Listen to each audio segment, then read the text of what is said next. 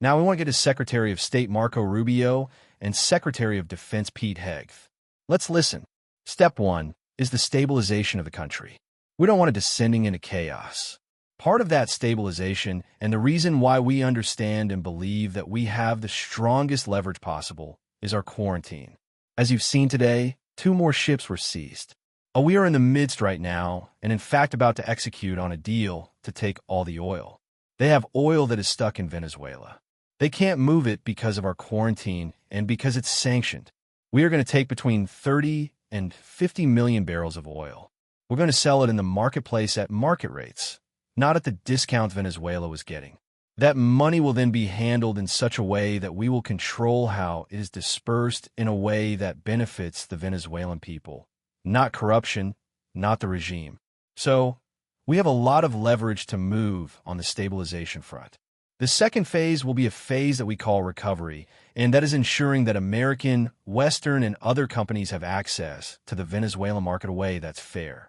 Also, at the same time, begin to create the process of reconciliation nationally within Venezuela, so that you, the opposition forces, can be amnestied and released and from prisons or brought back to the country and begin to rebuild civil society. And then the third phase, of course, will be one of transition. Some of this will overlap.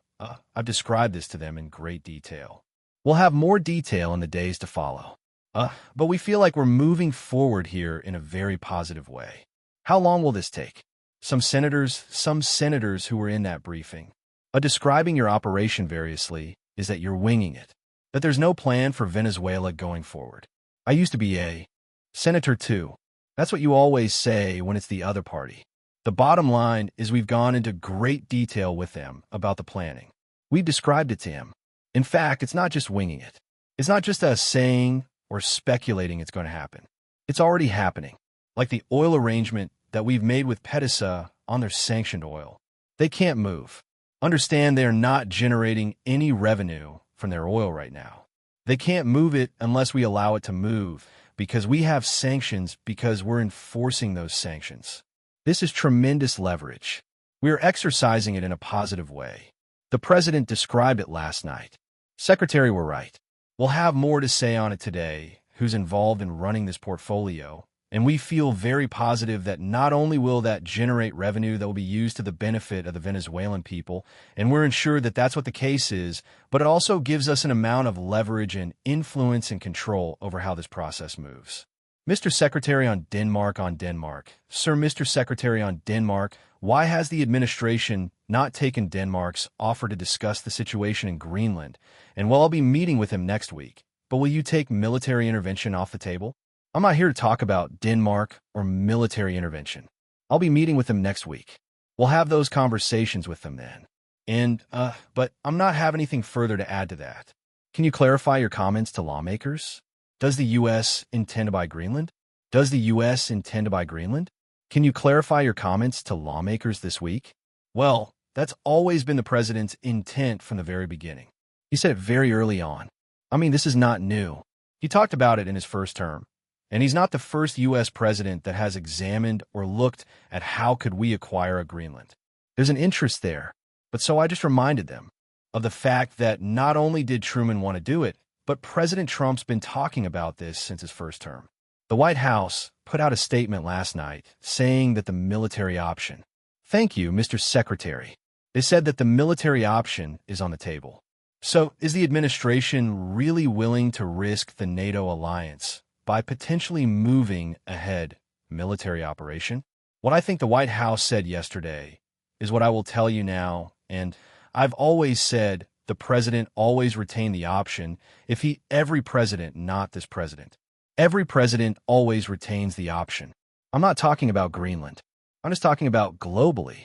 If the president identifies a threat to the national security of the United States, every president retains the option to address it through military means. As a diplomat, which is what I am now, and what we work on, we always prefer to settle it in different ways. That included in Venezuela. We tried repeatedly to reach an outcome here that did not involve having to go in and grab an indicted drug trafficker. Those were unsuccessful, unfortunately. The people of Venezuela are waking up to the same regime. Do you not worry about that? Well, First of all, the bottom line is that there's a process now in place where we have tremendous control and leverage over what those interim authorities are doing and are able to do. But obviously, this will be a process of transition. In the end, it will be up to the Venezuelan people to transform their country. We are prepared under the right conditions using the leverage that we have, which includes the fact that they cannot move any oil unless we allow them to move it. Well, again, I'm not going to give you a timeline on it. We wanted to move as soon as possible. But the way we didn't expect this would have been 3 days since this happened, for days since this happened. So, I understand that in this cycle and society we now live in, everyone wants instant outcomes. They want it to happen overnight. It's not going to work that way. But we already seeing progress with this new deal that's been announced and more deals to follow. You already seeing how the leverage the United States have over those interim authorities is going to begin to lead to positive outcomes. How much does it cost American taxpayers? How long it doesn't cost us the involvement, the U.S. involvement in Venezuela. How much will it cost? Well, it doesn't going to cost us any money. For example, this oil deal that's happening doesn't cost us any money, on the contrary. And if it opens up cost no money to look, I don't have the numbers that what operation you talking about. The entire thing. Yeah. Well, these troops are going to be deployed. None of these troops sit in a dry dock waiting for action. They're deployed somewhere in the world. If they're not here, they're somewhere else. Just today, our forces not deployed to the Caribbean seized a boat, a sanctioned boat tied to the IRGC that tried to flee from us. That happened somewhere else. We are constantly involved in action. We have boats in the Mediterranean. We have ships in the Middle East. We have ships in the Indo-Pacific. These ships, if they weren't in the Caribbean, they'd be somewhere else conducting activity. That's what the Navy does. I want to emphasize that question from CNN. The question's never asked how much does it cost when they're in the Mediterranean or the Red Sea or the Indian Ocean or the Pacific. But now that they're in our hemisphere on a counter-cartel mission or ensuring that indicted individual comes to justice, now you're asking the question of cost. It's a disingenuous question. To begin with, you're trying to find any angle possible to undermine the success of one of the most historic military missions the world has ever seen. The level of sophistication that Senate just was briefed on and the House was briefed on a classified level is something only the United States of America can accomplish. The world is taking notice of that. Certainly Venezuela is taking notice of that, and it continues because 2 oil tankers overnight were seized by the United States of America, stateless or sanctioned, because the oil blockade, the quarantine of oil out of unsanctioned or stateless sanctioned or stateless of vessels continues. That leverage will continue as Secretary Rubio outlined. So our military is prepared to continue this. As he said, the president, when he speaks, he means it. He's not messing around. We are an administration of action to advance our interests, and that is on full display. We're happy to brief the House. 2 quick things, okay? Number 1, because we have to go because we got to brief the House, and if we don't and they're pissed at us, we're going to you guys better defend us. That was because we were talking to you. I'll make one more point. It's a very interesting point. One of those ships that was seized that had oil in the Caribbean. You know what the interim authorities are asking for in Venezuela? They want that oil that was seized to be part of this deal. They understand. They understand that the only way they can move oil and generate revenue and not have economic collapse is if they cooperate and work with the United States, and that's what we see are going to happen. We got to go talk to the House, guys. Vladimir is a challenge to Vladimir Putin. That was a Russian flag tanker.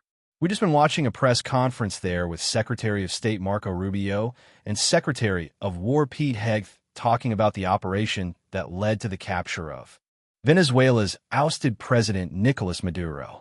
Secretary Rubio says the U.S. now has tremendous leverage and is exercising that in a positive way. He also says the U.S. is now controlling the sale of the country's oil and that the proceeds from those sales will be used to benefit the Venezuelan people. We also heard the Secretary of War calling this one of the most successful missions the world has ever seen. Let's bring in senior Pentagon reporter Louis Martinez for more. Louis, this all comes on the heels of these new announcements about 2 seizures of Venezuelan-linked oil tankers. What's the latest on that?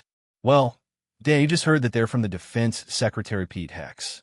Two complex operations, one taking place very far away up in the northern Atlantic, close to Iceland and to the United Kingdom, far west of the United Kingdom. One ship there, the Bella 1, now called the Marinera, and now under Russian protection and Russian flagged. That was one operation. The other was down in the Caribbean in international waters. This is another vessel called the MT Sofia, which was also under sanctions, and probably had left Venezuela earlier this weekend, and that ship was also seized by the U.S. authorities. Now I'm saying U.S. authorities because it is the U.S. military that transported U.S. Coast Guard personnel onto the ships themselves. It is the Coast Guard that is in control of these vessels because these are law enforcement actions. One of the things that's most interesting is that with the vessel up in the North Atlantic, this was a vessel that had been pursued by the U.S. Coast Guard for more than 2 weeks. There had been an earlier attempt in late December to try to board it. That did not go through, and since then it has been trailed by a U.S. Coast Guard cutter. What we saw over the weekend was the flow of U.S. military assets into the United Kingdom, which now acknowledges that they did provide assistance by allowing their military bases to be used as launch points for the operation that we saw today. One of the things that's interesting is that this vessel is now Russian flagged. And one of the things that is flagged is not actually carrying a real flag. The ship's crew painted the colors of the Russian flag on the ship's side. But we have learned from the sources familiar that there are Russian naval vessels nearby and that were sent to essentially escort this Russian vessel. So questions about what comes next given that you have this new tension now between the United States and Russia. But a lot of what you heard there from Secretary Hegseth and from Secretary Rubio was about what is going to be done with the oil. Only one of these ships was carrying oil. The one in the North Atlantic did not have oil, but the one in the Caribbean did. And as you heard there from Marco Rubio, he said at the end that Venezuela wants that oil backs to be part of this new mechanism that he laid out in quite some detail there to reporters at the Capitol, that there is essentially now a U.S. mechanism where the United States is going to control the sale of Venezuelan oil. And then that the funds of the purchase from the purchases will now be used in legal markets and returned to Venezuela. Unclear how that's going to happen. But the big headline is that the United States is now going to be controlling the sale and transport of Venezuelan oil onto international markets, and then the funds will be returned to Venezuela. And Louis, the Secretary of State, seemed to really want to push back on questions about there being no plan for what to do in Venezuela. Now, he says there's a plan, not only what you laid out in terms of selling oil, but also the recovery and the transition of Venezuela. That's right, D. And we've heard really defying tones from the Venezuelan government officials. Remember, this remains the Maduro regime, because they were the senior officials in the Maduro regime. Nicolás Maduro and his wife transported to New York City for future court proceedings. But the officials that are in charge are essentially the ones who are senior officials in the Maduro regime. And what he is saying that, look, it's only been 4 days, and he feels confident that enough overtures have been made and enough contacts have been made with these officials to move forward with this new deal and potentially for further developments as well. One of the things that he talked about there was how the Venezuelan people will be able to decide and who their future leaders will be. There's no indication that there will be any elections anytime soon, but he's laying out that proposal for some time in the future. All right, senior Pentagon reporter Louis Martinez.